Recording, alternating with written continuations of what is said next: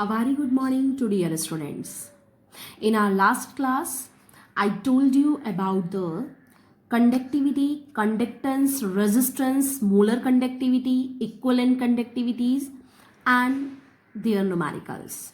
Today, our new topic is variation of conductivity and molar conductivity with concentration. It means what is the effect of concentration, or we can say that what is the effect of dilution on conductivity and molar conductivity. First, we talk about what is the effect on conductance of the concentration or dilution. It is whether for strong electrolyte or weak electrolyte. Students, what happens when we increase dilution? It means we diluted it with adding some water, then volume is increases. Then volume is increases, then conductance increases. Or we can say that when the dilution increases, then volume increases or concentration increases and the conductance also increases for strong electrolyte and weak electrolyte. But if we talk about the reason, then for both strong and weak electrolyte are different. What are these? First, we talk about the weak electrolyte. Student, if we increase volume by adding some water, then dilution increases, then degree of dissociation, it means alpha also increases. Alpha, you know alpha. In my last class I told you what is degree of dissociation. It means when volume increases, that means dilution increases and alpha increases. This upward sign I used for increasing and this downward arrow I used for decrement. Okay students, now when degree of dissociation increases, it means number of ions increases more. Then number of ions if increases, it means conductance increases, because conductance depends upon the number of free ions. So we can say that for weak electrolyte, when we increase the dilution, then the conductance increases. It means that on increasing the dilution, the conductance increases. Actually, weak electrolyte are less extent to dissociation. Okay, now if we talk about the strong electrolyte. In a strong electrolyte, degree of dissociation is 100%. If we talk about the example of NaCl, then it dissociates into Na plus and chloride negative, and it is completely dissociate. So if now we want to increase the dilution or increase the volume, then number of ions never increases because they are already completely dissociated. But what happened? That conductance increases. See here, students, when we increases the dilution, if we talk about the strong electrolyte, there is a strong force of attraction between positive and negative ion. Okay, when we increase the dilution or volume, what happen? The force of attraction between cation and anion decreases. So ions can move easily. And when ions can move easily, it means conductance increases to some extent. Not more, but some extent conductance is increases. Okay, students? Thus, these are the reasons for weak electrolyte and strong electrolyte. Now, if we talk about the conductivity, that is copper. Students, remember the last class that what is conductivity? Conductance due to all the ions present in 1 ml of electrolyte is known as conductivity. It means the ions present in 1 ml, those are responsible for the conductance. This is known as conductivity. Now, if we take an 1 ml solution, okay, and now here is 4 ions. Okay, now I increase its volume, it means becomes it's diluted. Now what happens, students? Number of ions never increases, That's why what happened? Only the density of ion in that 1 ml solution decreases. So we can see that when dilution increases, it means volume increases. It means what happened? Density of ions in 1 ml solution decreases, or we can say that number of ions in 1 ml solution decreases. So, and we know that conductivity depends on number of ions. So conductivity also decreases. Okay. Now the next is, what is the effect on molar conductivity lambda m and equivalent conductivity lambda E. Students, from the formula we know that lambda m equals to kappa into 1000 upon m, means C, molarity, and lambda E equals to kappa into 1000 upon capital N. Now we can see that lambda m inversely proportional to molarity and lambda E inversely proportional to normality. Okay, students. And one another thing, we know that molarity and normality inversely proportional to volume. When we increase the volume, it decreases, and when we decrease the volume, it increases. Now see here, if the dilution increases, then volume increases.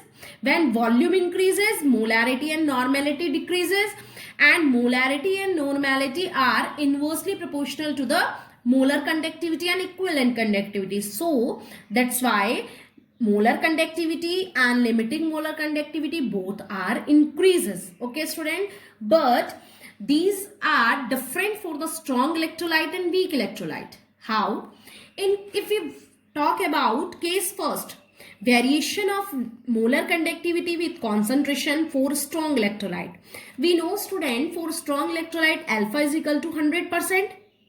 And just I told you that there is only a small variation of conductivity in strong electrolyte on dilution, because there are only charge separation. When we dilute it, there is only charge separation. Here is more force of attraction. When we dilute it, here is less force of attraction. So the ions are more free to move. Okay, so students, when we plot a graph between molar conductivity and concentration, then what happen? We get that type of straight line.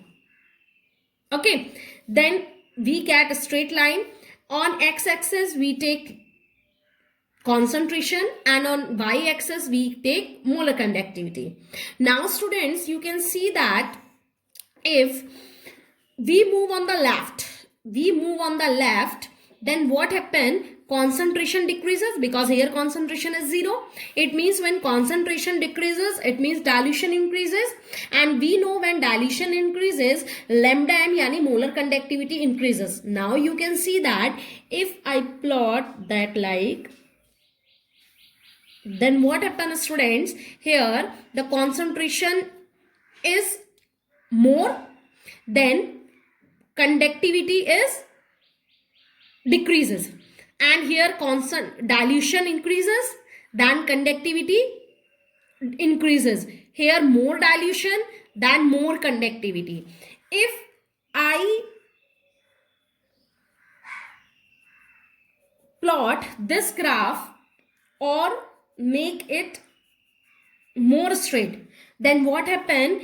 It cut lambda m into that point. It means when concentration is 0, 0 means very less concentration or more dilution, but it is experimentally or we can say that it is not possible. But if we examine that concentration is 0, it means here is maximum dilution. That what happened?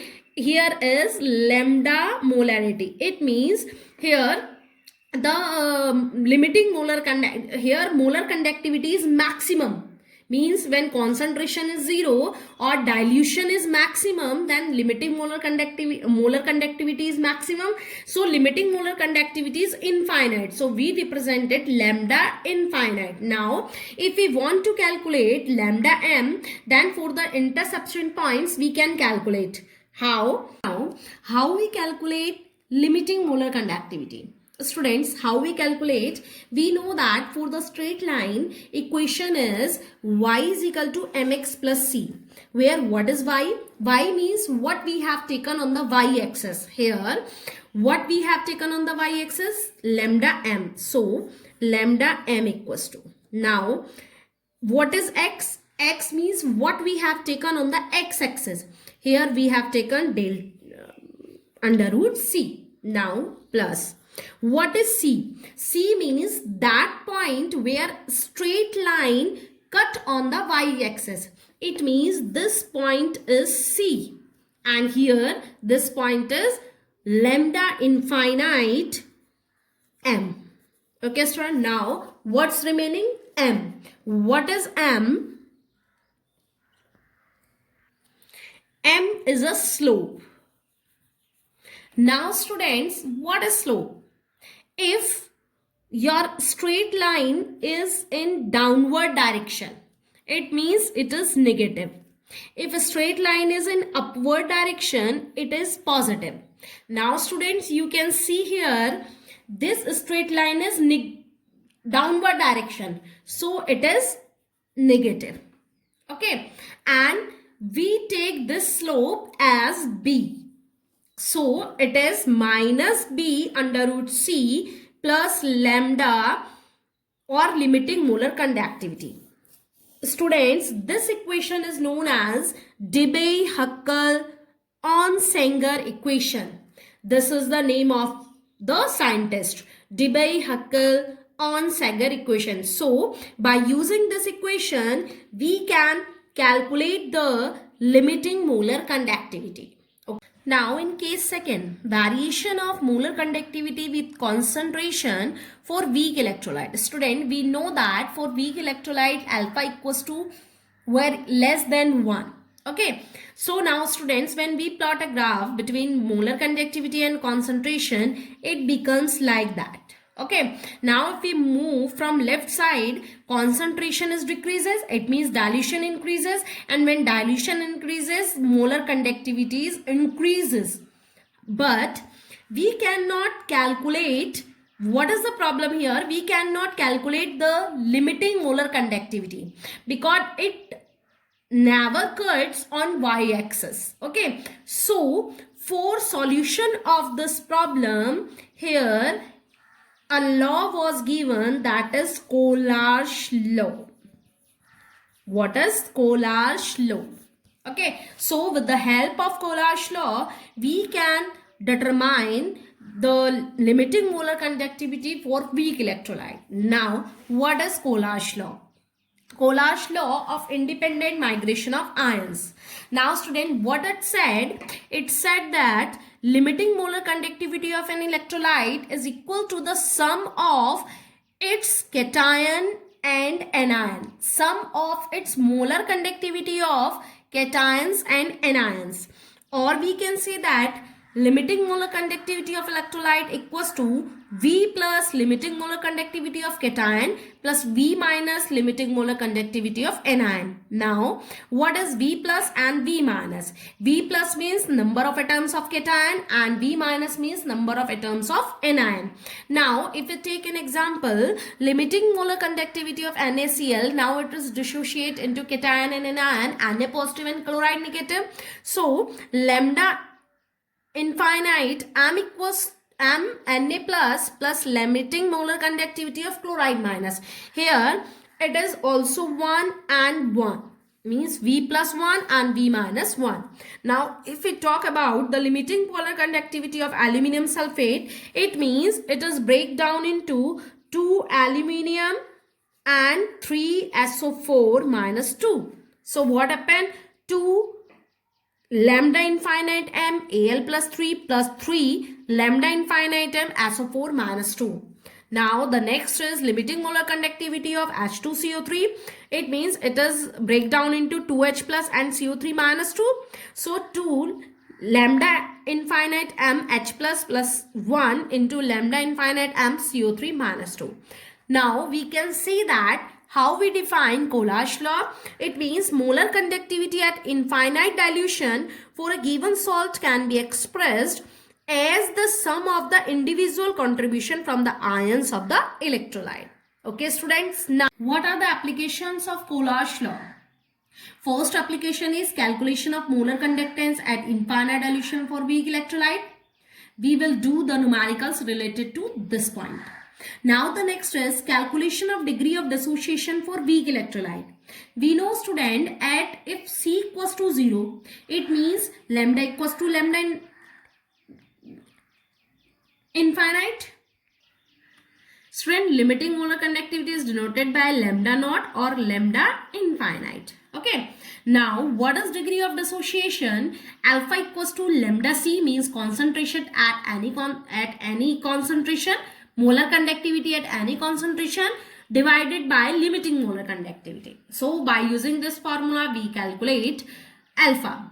Now, the third is calculation of dissociation constant for weak electrolyte.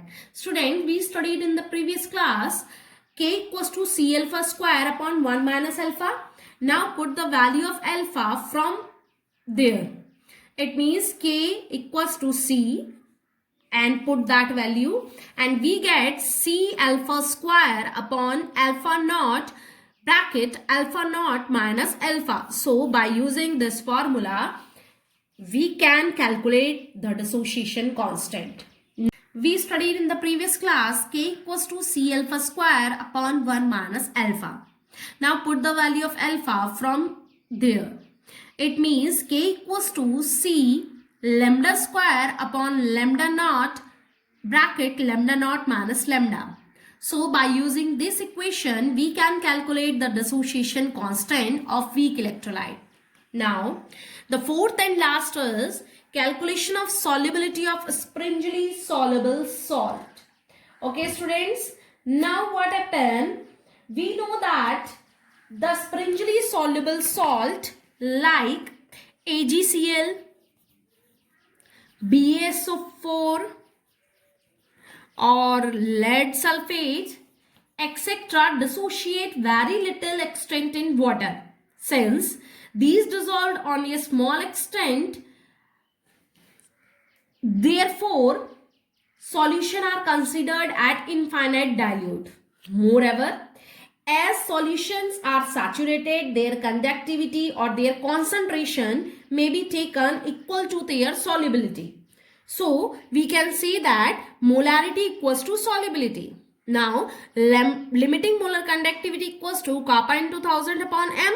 So, kappa into 1000 upon solubility and now solubility equals to kappa into 1000 upon limiting molar conductivity. So, by using all these formulas, we will do the numerical in our next class. Okay, students? Thank you.